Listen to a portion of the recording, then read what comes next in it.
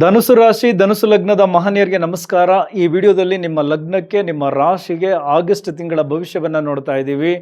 ಮೊದಲನೇದಾಗಿ ನಿಮ್ಮ 6 ಮತ್ತು 11ನೇ ಮನೆಯ ಅಧಿಪತಿಯಾಗಿರುವಂತಹ ಶುಕ್ರ ನಿಮ್ಮ ಕರ್ಮಸ್ಥಾನಕ್ಕೆ ಬರ್ತಾರೆ. ಆಗಸ್ಟ್ 2ನೇ ತಾರೀಕು ಶುಕ್ರನಿಗೆ ಅದು ನೀಚ ಸ್ಥಾನ. ಇನ್ನು ಅದೇ ರೀತಿ ನಿಮ್ಮ 12 ಮತ್ತು 5ನೇ ಮನೆಯ ಅಧಿಪತಿಯಾಗಿರುವಂತಹ ಕುಜ ನಿಮ್ಮ 7ನೇ ಮನೆಗೆ ಬರ್ತಾರೆ. ಇನ್ನು ರವಿ ಆಗಸ್ಟ್ 18ನೇ ತಾರೀಕು ನಿಮ್ಮ ಭಾಗ್ಯಸ್ಥಾನಕ್ಕೆ ಬರ್ತಾರೆ. ಅಲ್ಲಿ ಕೇತುವಿನ ಸಂಚಾರ ಆಗ್ತಾ ಇದೆ. ಶನಿ ಮಹಾತ್ಮರು ನಿಮ್ಮ 4ನೇ ಮನೆಯಲ್ಲಿ ವಕ್ರಿಯಾಗಿದ್ದಾರೆ. ಈ ನಿಮ್ಮ 10ನೇ ಮನೆಗೆ ಈ ಕುಜ 3ನೇ ತಾರೀಕು ಮಿಥುನ ರಾಶಿಗೆ ಬಂದು ಅಲ್ಲಿಂದ ಅವರ 4ನೆಯ ದೃಷ್ಟಿಯನ್ನು ಕೊಡ್ತಾರೆ. ಜೊತೆಗೆ ನಿಮ್ಮ 4ನೇ ಮನೆಯಲ್ಲಿ ವಕ್ರಿಯಾಗಿರುವ ಶನಿಯ 7ನೆಯ ದೃಷ್ಟಿಯು ಕೂಡ ಬೀಳುತ್ತೆ. ಸೊ 10ನೇ ಮನೆಯಲ್ಲಿ ಶುಕ್ರ ನೀಚ, ಅಲ್ಲಿಗೆ 2 ಪಾಪಗ್ರಹಗಳ ದೃಷ್ಟಿ. ಈಗ 6ನೇ ಮನೆಯ ಅಧಿಪತಿ 10ನೇ ಮನೆಯಲ್ಲಿದ್ದಾರೆ. ಯಾರ್ಯಾರು ಈ ಸೇವಾ ವೃತ್ತಿಯಲ್ಲಿದ್ದೀರಾ, ಅದು ಡಾಕ್ಟರ್ಸ್ ಇರಲಿ, ಲಾಯರ್ಸ್ ಇರಲಿ, ಪೊಲೀಸ್ ಅಧಿಕಾರಿಗಳಿರಲಿ, ಜ್ಯೋತಿಷಿಗಳಿರಲಿ, ಆಗಸ್ಟ್ ತಿಂಗಳು ಸ್ವಲ್ಪ ಎಚ್ಚರಿಕೆಯಿಂದ ಇರಿ. ಸೊ ಈಗ ಅರ್ಥ ಮಾಡ್ಕೊಳ್ಳಿ, ಈಗ ನಮ್ಮ ವೃತ್ತಿ ಕ್ಷೇತ್ರವನ್ನು ಹೆಂಗೆ ಆಯ್ಕೆ ಮಾಡ್ಕೊಳ್ಳೋದು ನಾವು ಅಂತ ನೋಡಿ. 10ನೇ ಮನೆಯ ಅಧಿಪತಿ ಬುಧ. ಈ 10ನೇ ಮನೆಯಲ್ಲಿ ಯಾರಿದ್ದಾರೆ? 6ನೇ ಮನೆಯ ಅಧಿಪತಿ ಜೊತೆಗೆ 11ನೇ ಮನೆಯ ಅಧಿಪತಿ. ಸೊ ಕೆಲಸಕ್ಕೆ ಸೇರಿಕೊಂಡಾಗ ನಿಮ್ಮ ಇಷ್ಟಾರ್ಥಗಳು ಸಿದ್ಧಿ ಆಗುತ್ತೆ ಶುಕ್ರ 10ನೇ ಮನೆಯಲ್ಲಿದ್ದಾಗ. ಅದರ ಜೊತೆಗೆ 6ನೇ ಮನೆ ಅಂದರೆ ಅದು ಸೇವೆಯ ವಿಚಾರಗಳನ್ನು ಹೇಳುತ್ತೆ. ಅದರ ಜೊತೆಗೆ ಬುಧ ಎಲ್ಲಿದ್ದಾರೆ? 8ನೇ ಮನೆಯಲ್ಲಿದ್ದಾರೆ. 8 ಅಂದರೆ ನಿಗೂಢ ವಿಚಾರಗಳು, ನಿಗೂಢ ಶಾಸ್ತ್ರ, ರಿಸರ್ಚ್ ಓರಿಯೆಂಟೆಡ್, ಇನ್ಶೂರೆನ್ಸ್, ಈ ಫೈನಾನ್ಸ್ ಸಂಬಂಧಪಟ್ಟಂತಹ ವಿಚಾರಗಳು, ಅಂದರೆ ಅದರಲ್ಲಿ ಆಡಿಟು, CA ಈ ಥರದ ವಿಚಾರಗಳೆಲ್ಲ ಬರುತ್ತಲ್ಲ. ಹಿಂಗೆ ಅಂದರೆ ಒಂದು ಜಾತಕವನ್ನು ನಾವು ಪರಿಶೀಲನೆ ಮಾಡಬೇಕಾದ್ರೆ ಈ ವೃತ್ತಿ ಕ್ಷೇತ್ರದಲ್ಲಿ ಎಲ್ಲಿ ಇವರು ಯಶಸ್ಸಾಗ್ತಾರೆ ಅನ್ನೋದನ್ನು ಆರಾಮಾಗಿ ತಿಳ್ಕೊಬೋದು. ಸೊ ಹಾಗಾಗಿ ನೀವು ನಿಮ್ಮ ಮಕ್ಕಳಿಗೆ ಕೊಡುವ ಉಡುಗೊರೆ ಏನಪ್ಪ ಅಂದರೆ ಅವರ ಡೇ ಟು ಟೈಮನ್ನು ಸರಿಯಾಗಿ ಮೇಂಟೈನ್ ಮಾಡಿಕೊಂಡು ಸರಿಯಾದ ಜ್ಯೋತಿಷಿಯ ಬಳಿ ಅವರು SLCಯಲ್ಲಿ ಇರಬೇಕಾದ್ರೇ ನೀವು ಅವರ ಬಗ್ಗೆ ಸರಿಯಾಗಿ ತಿಳ್ಕೊಂಡರೆ ನೆಕ್ಸ್ಟು ಅವರು ಯಾವ ವಿಚಾರಗಳಲ್ಲಿ ಎಜುಕೇಷನ್ನ ಮುಂದುವರಿಸಬೇಕು, ಯಾಕೆಂದರೆ ಅವರ ಋಣ ಇಲ್ಲಿ ಡಿಸೈಡ್ ಆಗಿರುತ್ತೆ. ಇಂಥದ್ದೇ ಕ್ಷೇತ್ರಕ್ಕೆ ಹೋಗಬೇಕು, ಇಲ್ಲೇ ವೃತ್ತಿ ಮಾಡಬೇಕು, ಈ ಥರದ್ದೇ ಬಿಸ್ನೆಸ್ಸನ್ನು ಆಯ್ಕೆ ಮಾಡ್ಕೋಬೇಕು ಅಂತ ಎಲ್ಲ ಡಿಸೈಡ್ ಆಗಿರುತ್ತೆ. ಇದನ್ನು ನೀವು ವೈಜ್ಞಾನಿಕವಾಗಿ ನಂಬಿದರೆ ಮುಂದೊಂದು ದಿನ ನನ್ನ ಜಾತಕವೇ ಹಾಕಿ ನಾನು ನಿಮಗೆ ಪ್ರಾಕ್ಟಿಕಲಾಗಿ ಎಕ್ಸ್ಪ್ಲೇನ್ ಮಾಡಿಕೊಡ್ತೀನಿ ನಾನು ಯಾಕೆ ಜ್ಯೋತಿಷ್ಯಕ್ಕೆ ಬಂದೆ. ತುಂಬ ಆಕ್ಯುರೇಟ್ ಆಗಿದೆ. ನಾನು ಕಲಿತದ್ದನ್ನು ನನ್ನ ಜಾತಕದ ಮೇಲೆ ಎಷ್ಟು ಪ್ರಯೋಗ ಮಾಡಿದ್ದೀನೋ ನನಗೆ ಗೊತ್ತಿಲ್ಲ. ತುಂಬ ಆಕ್ಯುರೇಟ್ ಆಗಿದೆ ಜ್ಯೋತಿಷ್ಯಕ್ಕೆ ಬರೋದಕ್ಕೆ, ಎಲ್ಲೂ ಮಿಸ್ ಆಗಲ್ಲ. ಸೊ ಹಾಗಾಗಿ ನೀವು ಕೊಡುವ ಉಡುಗೊರೆ ಏನಪ್ಪ ಅಂದರೆ SLCಗೆ ಬರುವ ಮುಂಚೆನೇ ನಿಮ್ಮ ಮಕ್ಕಳ ಅದು ಸುಮ್ಮನೆ ಹೋಗಿ ಯಾರ ಹತ್ರನೂ ಕುಂಡ್ಲಿ ಬರ್ಸೋದಲ್ಲ. ಈ ವೃತ್ತಿ ಕ್ಷೇತ್ರಕ್ಕೆ ಸಂಬಂಧಪಟ್ಟಂತೆ ಅದರದ್ದೇ ಡೀಪ್ ಅನಲೈಸ್ ಆಗಬೇಕು, ಅದರ ಬಗ್ಗೆ ಹೆಚ್ಚು ತಿಳ್ಕೊಳ್ಬೇಕು. ಆಗ ಅವರು ಏನನ್ನು ಮಾಡ್ಬೋದು ಅನ್ನೋದು ನಿಮಗೆ ಗೊತ್ತಾಗುತ್ತೆ. ಆ ನಿಟ್ಟಿನಲ್ಲಿ ನೀವು ಅವ್ರಿಗೆ ಹೆಲ್ಪ್ ಮಾಡಿದ್ರೆ, ಪುಷ್ ಮಾಡಿದ್ರೆ ಡೆಫಿನೆಟ್ಲಿ ಅವ್ರ ಜೀವನದಲ್ಲಿ ಸಕ್ಸಸ್ ಆಗ್ತಾರೆ. ಸೊ ಈ ಕುಂಡಲಿ ಇಟ್ಕೊಂಡೆ ನಾನು ನಿಮಗೆ ಎಕ್ಸ್ಪ್ಲೇನ್ ಮಾಡಿದೆ. 6ನೇ ಮನೆ ಅಧಿಪತಿ 10ನೇ ಮನೆಯಲ್ಲಿರೋದ್ರಿಂದ ಸೇವೆಯ ವೃತ್ತಿಯಲ್ಲಿರೋರಿಗೆ ಡೆಫಿನೆಟ್ಲಿ ಎಚ್ಚರಿಕೆಯ ತಿಂಗಳು. ಯಾಕೆಂದರೆ ಶುಕ್ರ ನೀಚ ಸ್ಥಾನದಲ್ಲಿದ್ದಾರೆ. ವೈದ್ಯರು ಎಲ್ಲೋ ಒಂದು ಕಡೆ ನೀವು ಕೊಡುವ ಮೆಡಿಸಿನ್ಸ್ ರಿವರ್ಸ್ ಆಗಬಹುದು, ನೀವು ಇಂಜೆಕ್ಷನ್ಸ್ ಕೊಡಬೇಕಾದ್ರೆ ತಪ್ಪಾಗಬಹುದು, ಅಥವಾ ನಿಮ್ಮ ಆಸ್ಪತ್ರೆಯಲ್ಲಿ ಒಂದಷ್ಟು ಎಡವಟ್ಟುಗಳಾಗಬಹುದು. ಇದೆಲ್ಲವೂ ಆಗ್ಬಿಡ್ತದೆ ಶುಕ್ರ ನೀಚ ಆದಾಗ. ಲಾಯರ್ಸ್, ನಿಮ್ಮ ವಾದಗಳಲ್ಲಿ ತಪ್ಪುಗಳಾಗಬಹುದು, ನಿಮ್ಮ ಕೇಸ್ಗಳು ಉಲ್ಟಾ ಹೊಡಿಬಹುದು, ನಿಮ್ಮ ಕ್ಲೈಂಟ್ಸ್ಗಳಿಂದ ನಿಮಗೆ ತೊಂದರೆಗಳಾಗಬಹುದು, ಅಥವಾ ನಿಮ್ಮನ್ನು ಬಿಟ್ಟು ಇನ್ನೊಬ್ಬರನ್ನು ಆಯ್ಕೆ ಮಾಡ್ಬೋದು. ಈ ಥರ ಎಲ್ಲ ಆಗುತ್ತೆ. ಪೊಲೀಸ್ ಅಧಿಕಾರಿಗಳಿಗೆ ನೀವು ತಪ್ಪು ಮಾಡಿ ಸಿಗಾಕೊಳ್ಬಹುದು. ಆಯಿತಾ? ಈ ಥರ ಎಲ್ಲ ತುಂಬ ವ್ಯತ್ಯಾಸಗಳಾಗುತ್ತೆ ವೃತ್ತಿ ಕ್ಷೇತ್ರದಲ್ಲಿರೋರಿಗೆ. ಜ್ಯೋತಿಷಿಗಳಿಗೆ ನೀವು ಕೊಡುವ ಪ್ರಿಡಿಕ್ಷನ್ಸ್ ವರ್ಕ್ ಆಗದೆ ಇರ್ಬೋದು, ಅಥವಾ ನಿಮ್ಮಿಂದನೇ ಹಲವಾರು ತಪ್ಪುಗಳಾಗ್ಬೋದು. ಈ ಥರ ಎಲ್ಲ ಆಗುತ್ತೆ 6ನೇ ಮನೆ ಅಧಿಪತಿ 10ನೇ ಮನೆಯಲ್ಲಿದ್ದು ಅದು ನೀಚ ಆಗಿರೋದ್ರಿಂದ. ಇನ್ನು ಅದೇ ರೀತಿ 11ನೇ ಮನೆ ಅಧಿಪತಿ ಆಗಿರೋದ್ರಿಂದ ಅದು ಏನು ಹೇಳುತ್ತೆ ಅಂದರೆ ನಿಮ್ಮ ಇಷ್ಟಾರ್ಥಗಳು ನೆರವೇರೋದು ಆಫ್ಟರ್ ನೀವು ಜಾಬ್ಗೆ ಸೇರಿದಾಗ ಅಂತ. ಸೊ ಈ ಥರ ಜಾತಕವನ್ನು ಅರ್ಥ ಮಾಡ್ಕೊಳ್ಳೋದು. ಸೊ ಓವರಾಲ್ ನೀವು ಬೇರೆ ಬೇರೆ ಕಂಪ್ನಿಗಳಿಗೆ ಕನೆಕ್ಟ್ ಆಗಿದ್ದರೆ, ಅಂದರೆ ನೆಟ್ವರ್ಕ್ ಬೇಸ್ಡ್ ಜಾಬ್ ಮಾಡ್ತಾ ಇದ್ದರೆ, ದೊಡ್ಡ ದೊಡ್ಡ ಕಂಪ್ನಿಗಳ ಸಂಪರ್ಕದಲ್ಲಿದ್ದರೆ ಒಂದಷ್ಟು ಮಿಸ್ಕಮ್ಯುನಿಕೇಷನ್ ಆಗ್ಬೋದು, ಅಲ್ಲಿ ತೊಂದರೆಗಳು ಎದುರಾಗ್ಬೋದು. ಈ ಥರ ಎಲ್ಲ ಆಗಸ್ಟ್ ತಿಂಗಳಲ್ಲಿ ಕಾಣ್ತಾ ಇದೆ. ಅದರ ಬಗ್ಗೆ ತುಂಬ ಜಾಗರೂಕತೆ ಇರಲಿ. ಇನ್ನು ಕಂಪನಿ ಓನರ್ಸ್ಗಳಿಗೆ ನಿಮ್ಮ ವಿರುದ್ಧವೇ ನಿಮ್ಮ ಎಂಪ್ಲಾಯೀಸ್ ದಂಗೆ ಹೇಳ್ಬೋದು. ಕೆಟ್ಟದಾಗಿ ಮಾತನಾಡಬಹುದು, ಸಂಘರ್ಷಕ್ಕೆ ಇಳಿಬಹುದು, ಅಥವಾ ಕೆಲಸವನ್ನು ಬಿಟ್ಟು ಹೋಗಬಹುದು. ಈ ಥರದ್ದೆಲ್ಲ ತೊಂದರೆಗಳು ಈ ಒಂದು 10ನೇ ಮನೆಗೆ, ಅದು ಶುಕ್ರ ನೀಚ ಸ್ಥಾನದಲ್ಲಿರೋದ್ರಿಂದ ಖಂಡಿತ ಎದುರಿಸ್ತೀರಾ. ಎಲ್ಲವೂ ಒಂದಷ್ಟು ಅನ್ಎಕ್ಸ್ಪೆಕ್ಟೆಡ್ ಆಗಿ ಆಗಸ್ಟ್ ತಿಂಗಳಲ್ಲಿ ನಿಮಗೆ ಎದುರಾಗುತ್ತೆ. ಇನ್ನು ಅದೇ ರೀತಿ ನಿಮ್ಮ ಲಗ್ನದ ಅಧಿಪತಿ ಗುರು ಅಷ್ಟಮ ಸ್ಥಾನದಲ್ಲಿದ್ದಾರೆ, ಅದು ಉಚ್ಚ ಸ್ಥಾನ, ಜೊತೆಗೆ ಬುಧ ಕೂಡ ಆ್ಯಡ್ ಆಗ್ತಾರೆ ಆಗಸ್ಟ್. ಸೊ ಅಷ್ಟಮದಲ್ಲಿ 7ನೇ ಮನೆಯ ಅಧಿಪತಿ ಜೊತೆಗೆ 10ನೇ ಮನೆಯ ಅಧಿಪತಿ ನಿಮ್ಮ ಲಗ್ನಾಧಿಪತಿ ಜೊತೆಯಾದರು. ಸೊ ಇಲ್ಲೊಂಚೂರು ಬಲ ಸಿಕ್ತು ಯಾರಿಗೆ? ಈ ರಿಸರ್ಚ್ ಓರಿಯೆಂಟೆಡ್ ಜಾಬ್ ಮಾಡ್ತಾ ಇರೋರಿಗೆ, ಸೈಂಟಿಸ್ಟ್ಗಳಿಗೆ, ಅದರ ಜೊತೆಗೆ ಜ್ಯೋತಿಷಿಗಳಿಗೂ ಒಂದಷ್ಟು ಬಲ ಸಿಗುತ್ತೆ. ನಿಗೂಢ ಶಾಸ್ತ್ರ ಕಲಿತಾ ಇರೋರಿಗೆ ಜ್ಞಾನಾರ್ಜನೆ ತುಂಬ ಚೆನ್ನಾಗಾಗುತ್ತೆ, ಇನ್ನೂ ಇನ್ಡೆಪ್ತ್ ಹೋಗ್ತೀರಾ.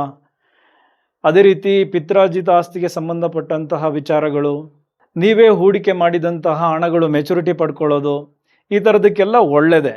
ಆದರೆ ಈ ಅಷ್ಟಮ ಸ್ಥಾನ ಈ ರೆಗ್ಯುಲರ್ ಜಾಬಲ್ಲಿ ಇರೋರಿಗೆ ಸ್ವಲ್ಪ ತೊಂದರೆಗಳನ್ನು ತರುತ್ತೆ.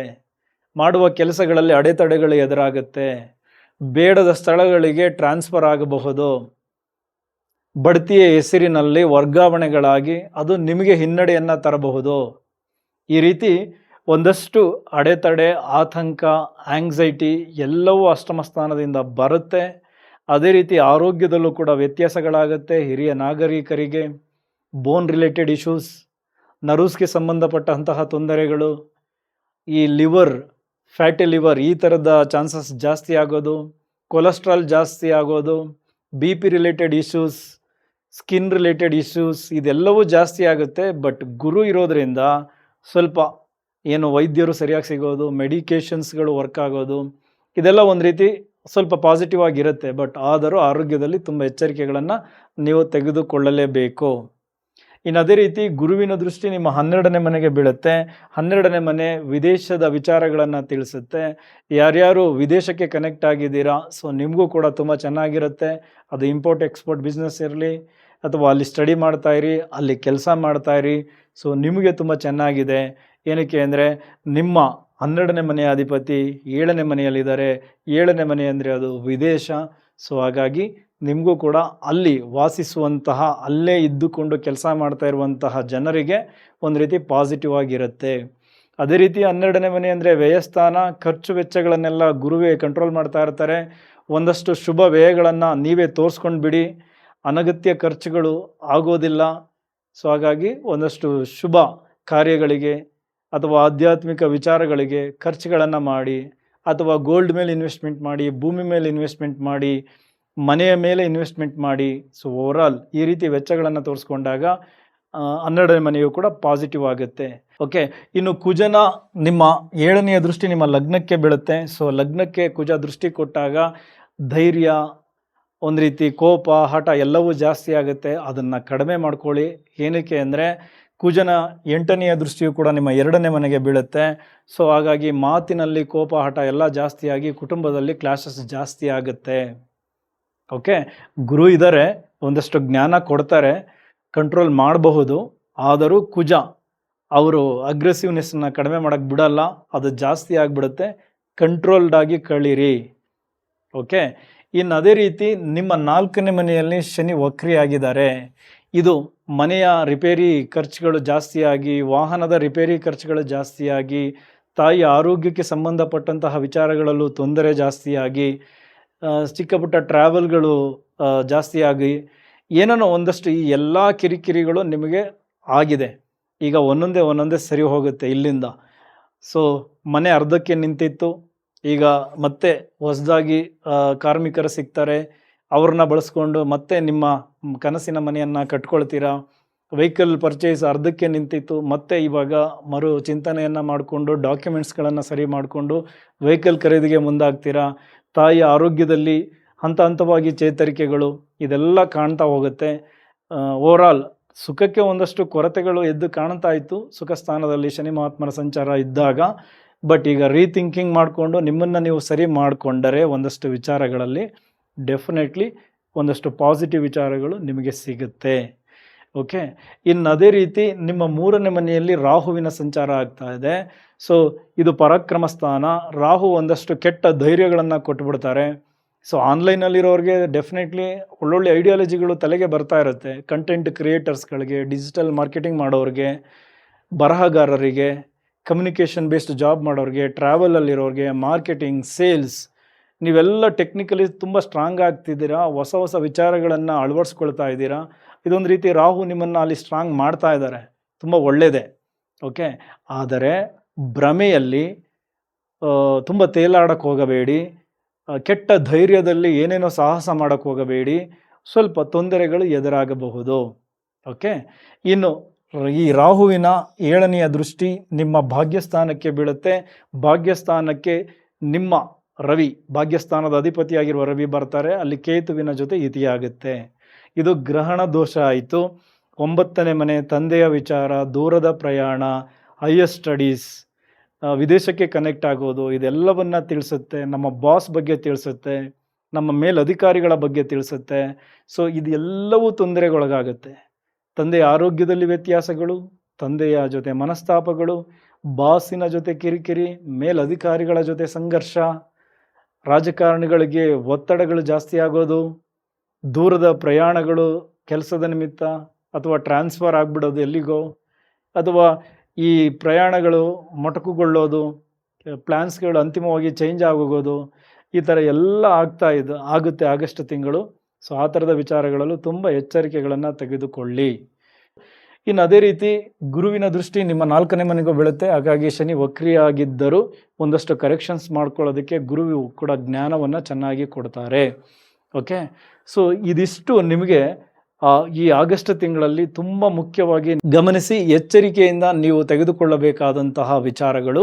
ಸೊ ಆರೋಗ್ಯದ ಮೇಲೆ ಹೆಚ್ಚು ಗಮನ ಕೊಡಿ. ಅಷ್ಟಮ ಸ್ಥಾನ, ಸೊ ಅದಕ್ಕೆ ಸಂಬಂಧಪಟ್ಟಂತಹ ವಿಚಾರಗಳಲ್ಲಿ ಆರೋಗ್ಯದ ಬಗ್ಗೆ ಹೆಚ್ಚು ಗಮನ ಕೊಡಿ. ಅಷ್ಟಮ ಸ್ಥಾನ, ಅಲ್ಲಿ ಕೊಬ್ಬಿನ ಕಾರಕ ಗುರು ಇದ್ದಾರೆ, ಅದರ ಜೊತೆಗೆ ಬೋನ್ಗೆ ಸಂಬಂಧಪಟ್ಟಂತಹ ವಿಚಾರಗಳನ್ನು ತಿಳಿಸುವ ಬುಧ ಇದ್ದಾರೆ. ನರ್ವ್ಸ್ ವೀಕ್ನೆಸ್ ಆಗ್ಬೋದು, ಜಾಯಿಂಟ್ ಪೇನ್ಸ್ಗಳು ಬರ್ಬೋದು, ಲಿವರ್ ಸಂಬಂಧಿತ ಇಶ್ಯೂಸ್ಗಳು ಜಾಸ್ತಿ ಆಗ್ಬೋದು, ಕೊಲೆಸ್ಟ್ರಾಲ್ ಸಂಬಂಧಿತ ಇಶ್ಯೂಸ್ಗಳು ಜಾಸ್ತಿ ಆಗ್ಬೋದು.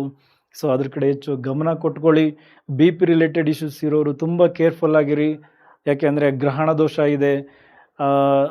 ಈ ಥರದ ಬಗ್ಗೆ ಹೆಚ್ಚು ಕೇರ್ ತೆಗೆದುಕೊಳ್ಳಿ. ಎಲ್ಲರಿಗೂ ಒಳ್ಳೆಯದಾಗಲಿ. ಮುಂದಿನ ವಿಡಿಯೋದಲ್ಲಿ ಮತ್ತೆ ಸಿಗೋಣ. Thank you very much.